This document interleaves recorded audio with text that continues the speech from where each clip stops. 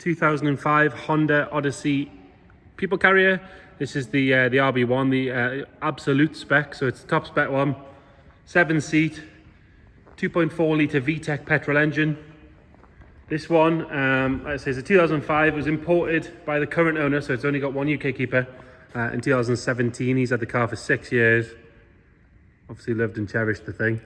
Let's start by having a look at the bodywork. As you can see, it's lovely in this sort of deep gloss black. Normally they're silver or grey, but black's definitely a good colour for it. Looking down that driver's side, you can see, looking down there, lovely and straight. It's not full of filler or ripples or anything like that. Nice and tidy on this front driver's wing. It's got the odd little swirl mark here and there, just from being washed by a sponge. You could polish it, get rid of all of that. Nice and tidy on the wing. You've got a couple of little stone chips, one there and one there. Coming up that A-pillar, all nice and tidy up there. And along the leading edge of the windscreen. Roof, again, probably the worst area for wanting to polish. You can see it's sort of swirly. But it is a nearly 20-year-old black car. It's going to need a polish here and there, isn't it?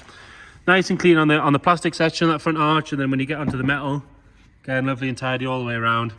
It's got 4 good matching alloy wheels. It's got a little curb mark on this one just here and there, with 4 good necks and tyres all the way around. Coming down this driver's side, nice and tidy all the way down. You've got one little mark from a parking ding just there.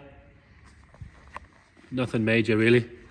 Nice and tidy around the wing mirror area. All the glass is clean. It's not ingrained with scratch in the rear. 2/3 of the car are tinted. Front nice and clear. It does have these wind deflectors on them as well. Again, if you don't like them, you can take them off easy enough. Nice and tidy coming down the driver's side. And then when you get to this bottom corner, normally this is the sort of area where you'd start to find some corrosion, but you can see on this one, this arch all the way around, lovely and clean, especially down the bottom there. Another good wheel and tyre. Got very, very tiny, you might just see it there. Little ding, just a little parking ding there on that rear quarter. Coming around on the back, both rear tail lights are nice and bright and clear. You've got fog light down the bottom there. Like I say, this is the absolute spec. You do a little bit of research, you'll see that's the one to buy. We've got a couple of the Japanese stickers before it left. And then here it was from Shin Tokyo Honda. Not really any marks or anything. And out on the back there, nice and tidy. You've got one little scratch just there. I am being really picky with that though. Coming round on the passenger side, and again, if you look down here, nice and straight, no ripples or dents. Again, this rear arch, lovely and clean all the way around, nice and solid on the bottom there, no sign of any corrosion coming through. Another good wheel and tyre.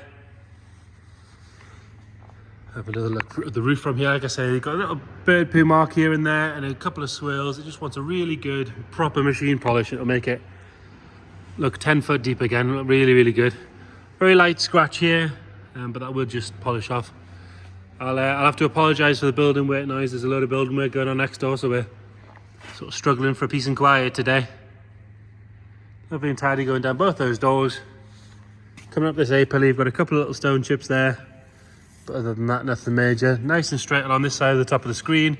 Got one stone chip just there. And then your final good wheel and tyre. Nice and tidy on this arch as well. Coming around on the front, when you're polishing the car, give those headlights a little bit of a polish. They're a little bit milky, but they'll polish back quite happily. And then you've got a few little stone chips and stuff down the bottom, as you'd expect. And a couple on the leading edge of the bonnet. The rest of the bonnet nice and straight and tidy. Going on to the interior. And again, the absolutes, the specs are kind of ridiculous. You've got electric mirrors, electric windows, steering wheel control. So you've got cruise control, volume control, touch to speak, phone prep, auto lights, auto wipers, air conditioning, the biggest stereo. You've got rear aircon and all that sort of stuff with loads of vents, which we'll show you in a second. Driver's seat, it's got a little bit of wear on the bolster there, but nothing major. I'm going to grab the key and we'll just check the mileage on it. It'll be in kilometers, so 182,000 kilometers. If you check the description, we'll detail exactly what that is in miles. Like I say, a little bit of wear on the bolster there, a little bit down the bottom. The cloth all nice and clean and tidy. Very little wear showing on the steering wheel. It does have a sort of captain's chair style armrests, and then they've got this center console where you've got all your storage, but if you flip that switch there, it will Go down flat as well, so you've got a walk-through area if you need it, which is a nice touch. We'll pull the bonnet while we're here for when we work our way around to that. And it is electric adjusting on the seat as well, which is nice. Into the back, nice and tidy on the door card. You've got this huge pocket in there as well, which is a nice touch. And then you've got individual adjustment on the seat, so you can choose split into one and so a 2 and a 1, so it's like a 70-30 split. You can choose how you have your seat, so you can choose the backrest. They come forward and back on runners if that's where you want them. Nice and tidy in the back there. Headlining is good all the way through. So you've got this second row of aircon unit, which is a nice touch, and then there's the third row for the people in the far back. Good size armrest, nice and clean. The backs of the seats are good. There's a video input there if you want to put stuff on the screen. Again, nice touch. Coming into the boot, this large tailgate, nice and tidy around the door shut area. And you've got these 2 seats, which actually, if we skip ahead a little bit, you can have a good look at. So you've got these 2 large seats, lovely condition, all nice and tidy. Put that seat back. And then these do fold down individually or all together, and you just pull the handle. Quite difficult to do with one hand. We'll do it. We'll see how this works. And then you pull the little cord, and that folds flat into a really large boot. Got all these cuddy areas for the people sitting in the back. And like I say, a third row of aircon. Really practical thing. And then coming into the passenger side on the rear, again, this has got the adjustable backrest, adjustable height, and adjustable forward and back. Lovely and clean, no sign of any wear. There's no funny smells in here, no trapped moisture or anything like that. And then into the front passenger side, it's even still got the plastic protective film on the kick plate there. That's quite cool. Nice and tidy. Got a decent size sort of bit of damage on that bolster there. It's sort of cracked and been re-glued, I think, so it isn't going to get worse, but it is there on that bolster. It probably just wants that rear bolster, that left-hand bolster replaced. Nice and tidy on the rest of the seat. This side of the dash is all good. It is worth pointing out when we start the car, I'll show you, but the infotainment screen doesn't come on. Apparently it's quite a common fault, but we do have another one included with the car, which we'll stick back in the boot.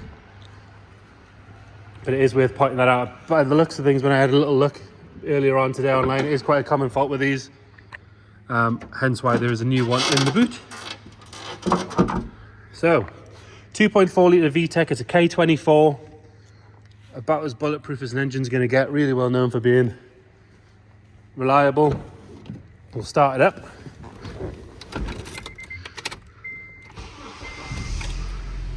So as you can see, fires up on the button. This screen works, all the power to everything here works. This one here, which is your infotainment, does not come on. Like I said, there's another one in the box. No warning lights other than that I haven't got my seatbelt on. Nothing nasty flying out the back. Nice and smooth at the front. I have briefly taken this thing down the road. It does drive very well. I can't see a more practical, cool car for the money, to be fair. So there you go. 2005 Honda Odyssey Absolute spec. Any questions at all, please get in touch. Thank you.